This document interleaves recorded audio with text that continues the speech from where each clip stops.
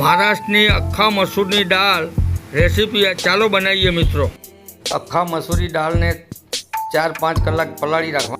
અખ્ખા મસૂર દાળ પલળી જાય એટલે કુકર લેવાનું, એની અંદર પાણી નાખી અને બટાકા 2 નાખી દેવાના। કુકરની 3 સીટી મારી દેવાની।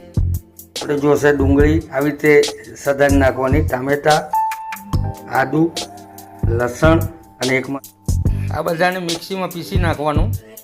તેલ આપણું ગરમ થઈ ગયું છે, જીરું નાખશું। જીરું તતરી જાય એટલે આપણે હિંગ નાખી દેવાની। આપણે પેસ્ટ જે રેડી કરી હતું એ નાખી દેવાનું અંદર। આને મેન સાતળવાનું છે વધારે, 10 થી 15 મિનિટ સુધી સાતળવાનું। જુઓ મિત્રો, હવે તેલ છૂટું મૂકી દીધું છે, આપણે 10 મિનિટ થઈ ગઈ છે। હવે આપણે અંદર ખાવાના સોડા નાખી દઈશું। મિત્રો, મહારાષ્ટ્ર ધાબા જેવી રેસીપી બનશે, ઘરે તમે પણ બનાવી જોજો।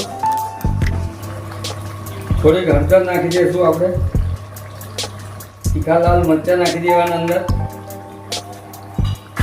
ધાણા જીરું પાવડર નાખી દેવાનો,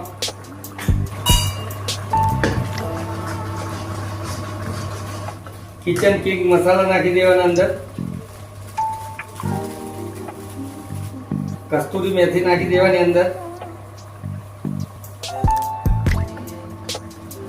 1 ગ્લાસ પાણી નાખી દેવાનું।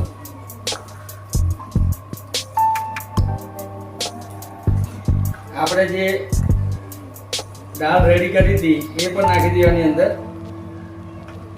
સુપર બને છે મિત્રો આ। 1 ગ્લાસ પાણી નાખી દેવાનું અંદર।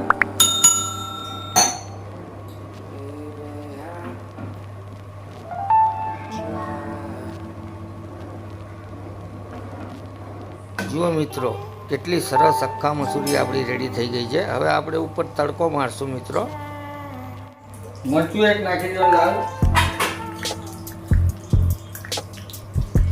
જીરું નાખી દેવાનું, ઉપરથી લસણ પણ નાખી દેવાના થોડાક, ઉપરથી લાલ મરચું નાખીએ અને પાણી નાખી દેવાનું, મસાલો દાજી ન જાય। તડકો લગાવી દઈશું, ઉપર કોથમીર ભભરાઈ દઈશું। આપણે બાઉલમાં પણ રેડી કરી હતી, એ પણ ઉપર પણ તડકો મારી દેવાનો મિત્રો। એકદમ મસ્ત અને લાજવાબ મિત્રો, તમે પણ ઘરે બનાવજો। આવા હું નવા વિડીયો મૂકતો રહીશ મિત્રો, અને આ પરોઠા જોડે ખાવાની એકદમ મસ્ત મજા આવે છે।